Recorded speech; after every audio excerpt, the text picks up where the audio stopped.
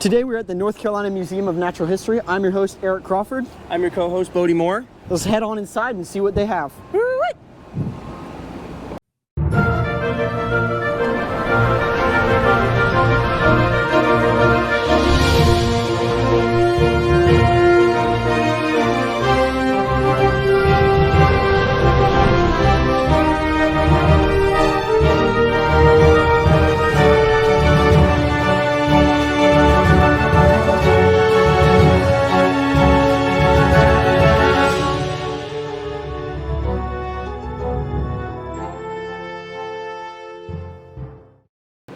So, this is a really cool museum, really cool place. What do we got behind us here?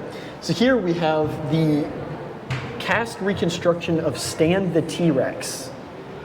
Looking at it, that's what it seems like. It's what it seems like. The giant slant of the skull of the deformation of the geological processes that happen to fossils. It's a very iconic skull, so you start to see it a lot of places. Basically, he got, over time, the T-Rex, Stan over here, died, got fossilized, and then over time, as it was fossilized, the tectonic plates shifted and tilted and pushed and deformed the skull to make him look like he got hit on the head by a cartoon hammer. And I mean, we have the famous attributes of the T-Rex here. You have these giant teeth here, perfect for just Railroad crushing spikes. and biting. You have the giant jaw here with a lot of places for muscle attachment. This is where you get that very famous, powerful jaw here. Yeah. Very beautiful recreation here. One cool thing I like to tell people is a T-Rex bite force was so strong that the amount of pressure it puts out, if it bit a full-grown human being, that person would explode like a water balloon. That's the sheer amount of pressure being put out by these jaws. 65,000 newtons, give or take.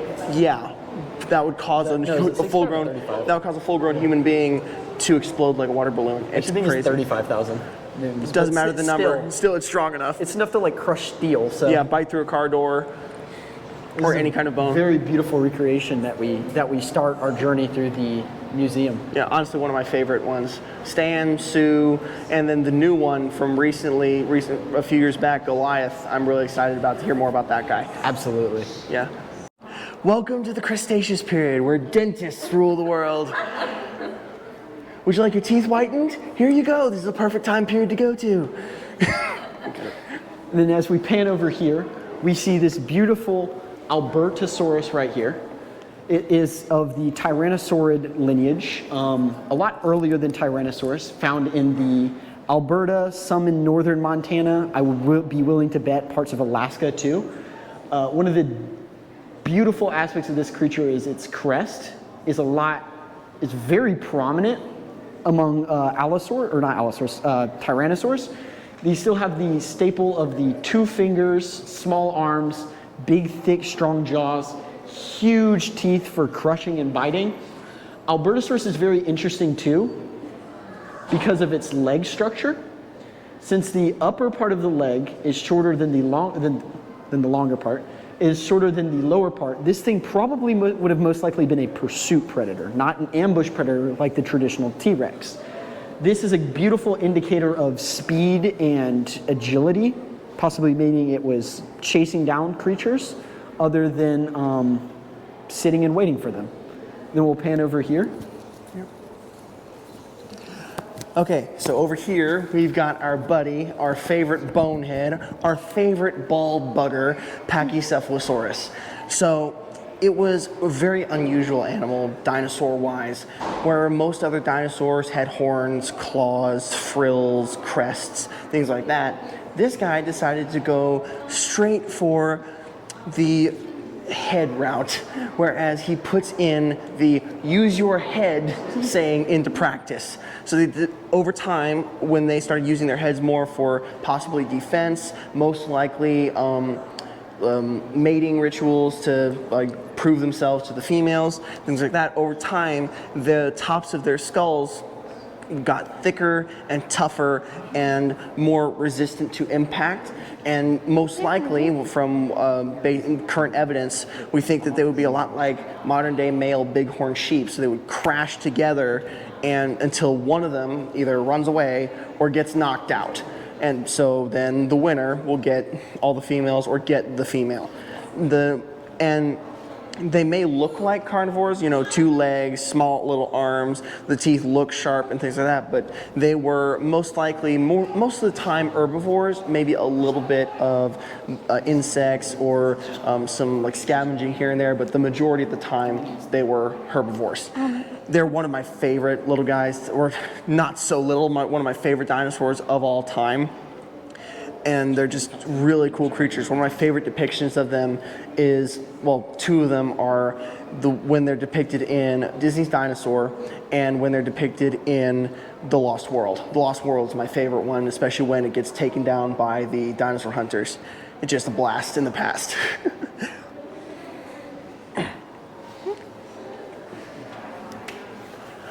Okay, so what do we got here? Who's this guy? This is an Acrocanthosaurus, which was a large hadrosaur that lived during the late Cretaceous period in formations like the Hill Creek and Lance Formation. This animal was kind of like your local large herbivore outside of ceratopsians. It's like a modern day bison? Yeah, that'd be a good comparison. Gotcha. And here we can see what it's demonstrating is something that we hadn't believed for the longest time with dinosaurs, which was parental care. And while this behavior was discovered in another hadrosaur species called Maiasaura, it was most likely performed by other hadrosaurs, including Acrocanthosaurus. The vast majority of them, most likely, it seems like, based on the current evidence, right? Yes. And it was first discovered with Maiasaura, correct? Yes. That's really cool. And Now, could it have possibly been only restricted to hadrosaurs, or could it have been expanded to other dinosaurs like theropods and carnivores, things like that? It is likely, especially with theropods, because we have had evidence in Mongolia and China with Oviraptor having evidence of them incubating their eggs. So it was most likely that they showed some form of parental care. And what's really interesting with hadrosaurs like Acrocanthosaurus and Maiasaura is that they did something called colonial nesting, where a bunch of females will gather around in like an area where they will all build nests and lay their eggs all around the same time, and they will actually take care of each other's nests.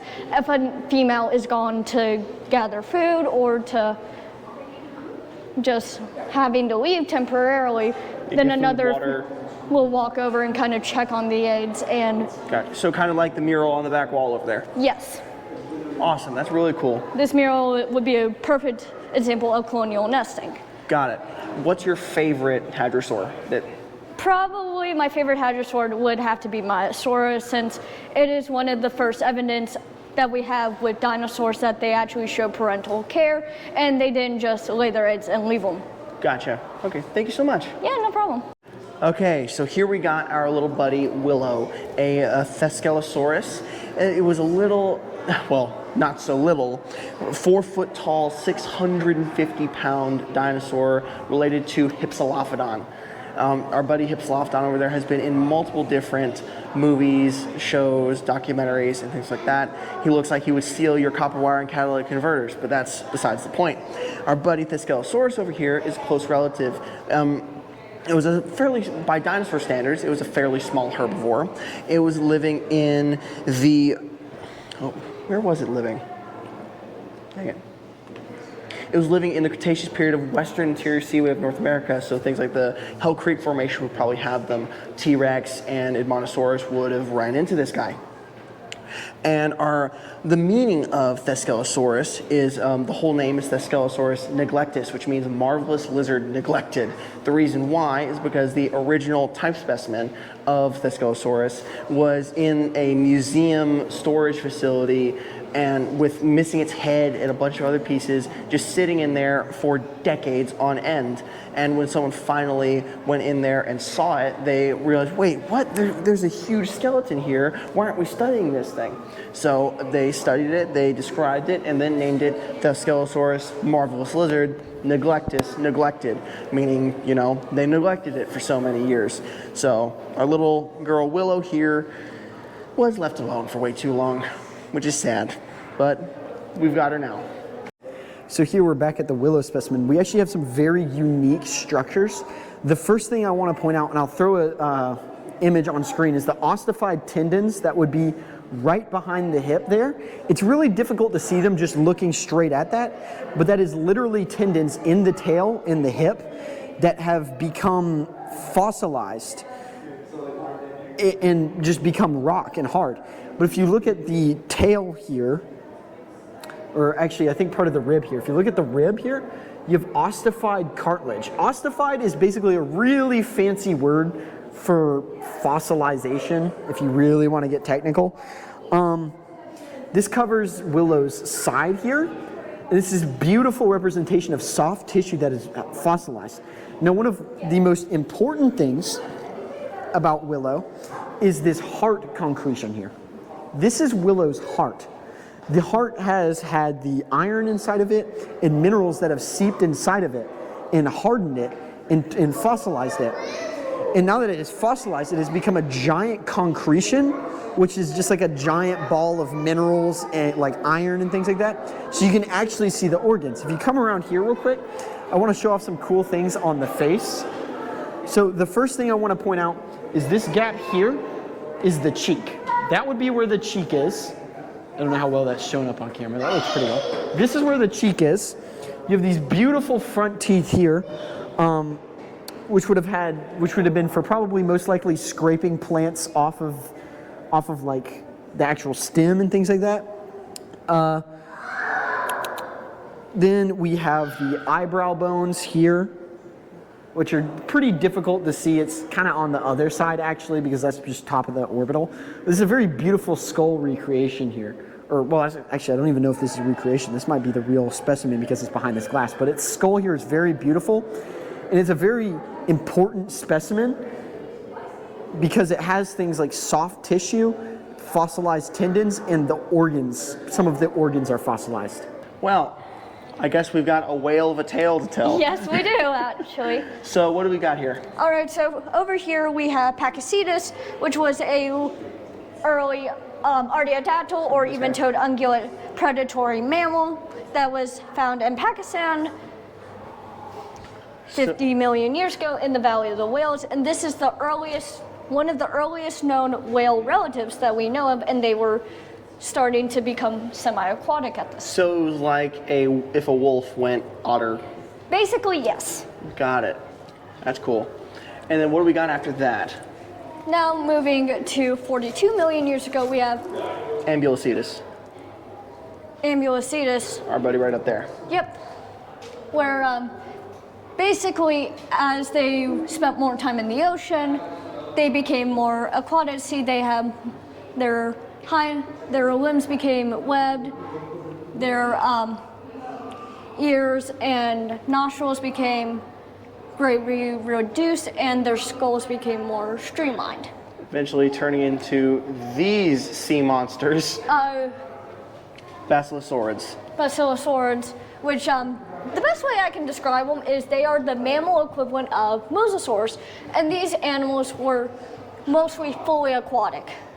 But all of these guys were fully aquatic. The Zygorhiza group.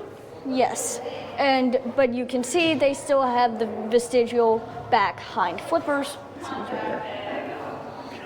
Now, what do we got after those guys? Now moving into this, we got actual proper whales, right? Yes, proper whales, which are divided into two main groups. Your Mysticeti, which are your baleen whales, like blue whales, fin whales, minke whales, and then you have your Odontoceti, which are your toothed whales. Think sperm whales, your dolphins, belugas, narwhals, those types of whales.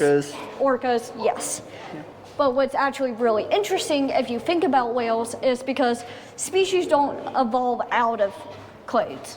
Yeah. So they are with Artiodactyl, which are your even-toed ungulates, and their closest modern relatives are actually hippos. Yep. So you can see right down here that here's an actual graph to show you the actual split. So up here is the original split-off point, Indohyus, and then the rest of the whales. Mm-hmm. Then Pachycetus splits off, then Ambulocetus, then Zygorhiza, that's Archaeoceti, which is extinct stem whales. Mm-hmm. And then down here, the Mysticeti, which is a baleen whale, split off. We've got Balena, Caperea, Astrictus, and Balaenoptera, which is Balaenoptera is the modern day things like blue whales and humpback whales and things like that. Then down here, and then split off to Odontoceti. So we've got Squalodon, which is like things like dolphins. We've got Physeter, which is like sperm whales. We got Platanista, which is like river dolphins, because river dolphins aren't true dolphins. I'm not going to go into that. We've got Mesoplodons, we've got Pontoporeas, we've got Kentriodons, and then we've got Tursiops, which is actual modern day like dolphins and dolphin relatives. So like think of bottlenose dolphins, hourglass dolphins, things like that. So we can see those guys up here, our buddies, the bottlenose, and then over here we've got the river dolphins, quote unquote dolphins, but they're not actually dolphins. They're just another thing that looks like a dolphin. So convergent evolution again to confuse us. So yeah, that is our whale of a tail. Yep. So here we have a replica of the giant ground sloth from the Cenozoic. These things were absolutely just amazing to see. They have these giant digging claws, surprisingly. So imagine it, if you can, these absolutely massive things have actually had burrows found here in North Carolina. So these giant claws would have likely been for not just digging up things like roots, berries, possibly grasses. It would have also probably been for digging burrows in homes. So here we have an actual giant replica of one of their massive claws. I mean, that's my hand for a comparison. These things are massive. So then we come over to their head. Surprisingly very thick, robust jaws. Their teeth here, a lot more pointed, similar to mastodon, not the exact same, but that probably would have meant that they can eat things like fruits, berries, grasses, barks, shrubs, basically anything they can get their teeth on that's a plant material, they would be able to grind away on. They have these massive, massive arm bones with these that would have huge places for muscle attachment, especially the chest, for just, so you could imagine the actual ability to swing these massive hands to like take something out. This is basically the mammal version of a therizinosaur. But then we come down here, this very wide, thick, robust rib cage here, and the same with the hip here, is actually an indicator that this thing would have been a mammal of its time. It's the thick space for its gut and the wide hips meant it would have a low stance. These things probably would have been very large and sluggish. Again, thick gut, lots of plant material to get this massive. We come over here, we have these giant feet here for stability. And then we're going to pan over here real quick. We didn't just have things like Megatherium and other giant ground sloths back in the Cenozoic. We also had other modern day animals. We had muskox, which still exists today. We have tapirs. We have peccaries down here. All three of those are still alive today. But we also had things like mammoths. We had mastodons. We had mammoths. We had smilodons. All three of those are currently extinct, sadly, but also maybe not sadly as well, because that thing was terrifying. The Smilodon, one of the biggest Smilodon species is Smilodon fatalis, if I remember correctly. Double check me on that. But it was one of the largest big cats in the history of the planet. It was larger than any modern day cat, even bigger than a tiger, which is the current record holder for the largest living cat on the planet. Over here we have mastodon, there were multiple different kinds of mastodons. There were the woolly mammoth, there was the largest one, which was, I completely forgot the name. Dang it. Well, mastodons were some of the largest elephant species of the entirety of the Cenozoic period, even bigger than modern day elephants. Some mastodons could get as big as some dinosaurs, so multiple tons in weight. And then over here we have mammoths, which is a smaller subgroup of mastodons, and their closest modern day relative, mastodons and mammoths, are the Asian elephant, which is surprising. You'd think, because it's so big would be the African elephant, but no, it's actually the Asian elephant. You can tell, And that's one of the reasons why in most depictions they have little smaller ears, not just because of the environments they were in, but also because their closest modern day relative is the Asian elephant. Okay, so here we have Acrocanthosaurus, it used to be one of the largest land predators of all time. It has since been dethroned by multiple creatures, Spinosaurus, Giganotosaurus, and T-Rex, but that's besides the point. Over here is our buddy Acrocanthosaurus, was a relative of things like Carcharodontosaurus, Giganotosaurus, Allosaurus, things like that. One of the ways you can tell is because of the general shape of the skull. It was a lot more triangular, more of a narrow triangle going from the back to the front, and even on the top side, if you look from the top down, it's very narrow and very thin, which means it was not very durable. It was not able to take heavy hits like a T-Rex skull would. Now down here with the T-Rex, not the T-Rex teeth, the Acrocanthosaurus teeth, they were very different from T-Rex teeth. You can see from the front side over here, the teeth were very thin and very sharp, like a modern day steak knife. That would allow it to cut through meat and flesh instead of grabbing, puncturing, and crushing it like a T-Rex would. So it would probably run up the sauropods, like the depiction right up there, and cut chunks off while the sauropod was walking away fast because they could not run. Acrocanthosaurus means high-spined lizard because, unlike most other Carcharodontosaurids and other large predators like it, except for Spinosaurids, Acrocanthosaurus had an unusually high dorsal ridge. Its neural spines were unusually high for a dinosaur of its kind. So check this out over here. That is a full skeleton of Acrocanthosaurus, and Eric will tell you more about it. So here we actually have a descendant in the ancestor of Allosaurus, my personal favorite dinosaur, the Acrocanthosaurus. It gets its name, high-spined lizard, from, surprise, surprise, these really high spines up here. So these things were very similar to Allosaurus in the sense that they would have probably been pursuit predators. Again, bottom part a little bit longer. They might have been ambushed. This top bone looks a little longer. Similar to Allosaurus as well, 3 giant claws on their fingers. Likely not as, if you look at them, not as curved as Allosaurus.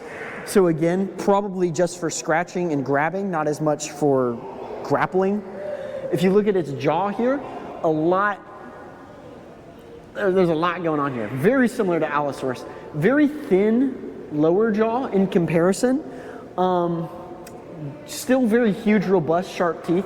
Likely a similar attack method to Allosaurus. Instead of just directly biting as much, probably scraping or slashing or chomping. Most likely because it was hunting similar prey to Allosaurus like sauropods. Again, very beautiful crest up here. Very beautiful indicator of the Allosaurus lineage in general. They have very beautiful, robust crests. Very beautiful recreations of these chevrons, especially on the tail. They're neck chevrons, forgetting the technical term for those.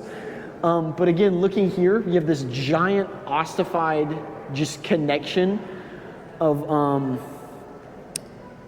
vertebra behind the hip. Likely because this specific specimen, this is a recreation of a specimen that they have here in the museum. They had to put it away because it had a pyrite disease, which was eating away at the actual fossil. So they had to figure out how to put it away and take it out of direct trouble. So this is actually a recreation of that. This is probably due to a hip injury that healed. So all of these are ossified together and conjoined. If we come over here, is a beautiful recreation / comparison of Acrocanthosaurus hand to Tyrannosaurus hands or arms. A lot larger, huge claws, actual usable arms. They're very low down on the body here. Very interesting here. Here we have these trackways too. One of the interesting things about Acrocanthosaurus is it's found pretty much spanning the entire North America, United States. From literally North Carolina, where we are, to New England, down to Texas, to even farther out west. It's very surprising how abundant these massive things were, and they took over for Allosaurus as that niche. But if we turn around here to this beautiful sauropod, I guess I'm going to this one. Here you can actually see a bite taken out of the side here. This is a recreation of the skin of like a skinned complete Pleurocoeus, which is likely a sauropod that would have existed during the same time as the Acrocanthosaurus. So here you'll have this attack here from an Acrocanthosaurus. One thing I would want to point out, they likely wouldn't attack the side of the thigh like that, surprisingly, because it's a lot of very meaty and muscle there. They would have gone for something down here like the ankle, surprisingly, or right at the back of the knee, something to disable the sauropod, make it bleed out, fall over, and eventually die. So something like right here on the side would not necessarily achieve that.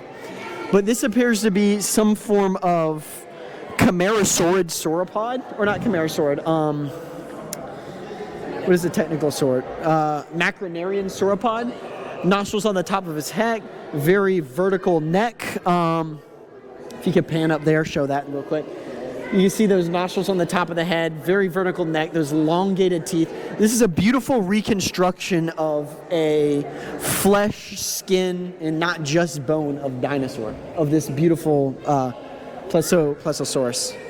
So here we have the famous Jane specimen, which is one of the determinative, just beautiful, I'm blanking on the title. What are they called?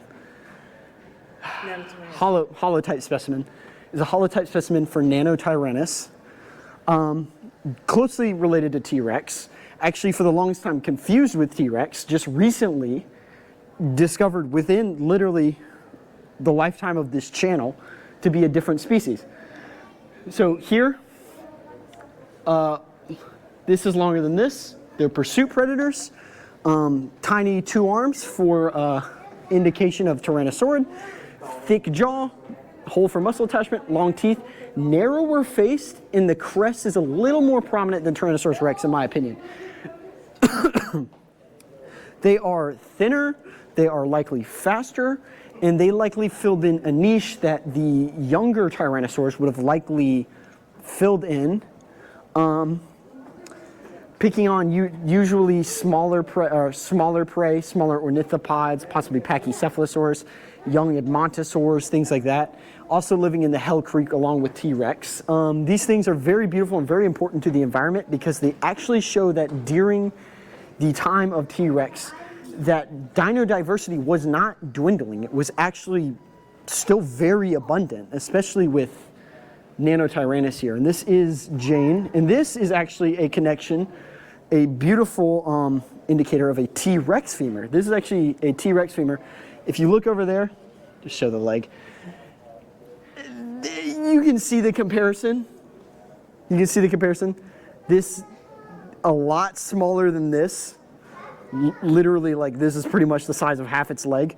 This is a very beautiful indication because you can actually see some what appears to be possible blood samples, proteins, fibers, things like that have ossified and fossilized along with the femur. But this is actually a beautiful indicator without showing you how much different T-Rex would have been than Nanotyrannus. Okay, so here we have the North Carolina Museum Paleontology Research Lab. This is what most paleontology research labs look like. There's dead things everywhere, and I mean everywhere. It seems like they're working on multiple different fossils at the moment. Over there, that big fossil is a large Triceratops skull that they're working on. Over here to the right is a troodontid of some kind. Don't know what that is. Don't know what that is either, but those are the two identifiable ones. That's the name of it up there. Let's see, Falcarius? No, not this one. I think that's what's in the box right there.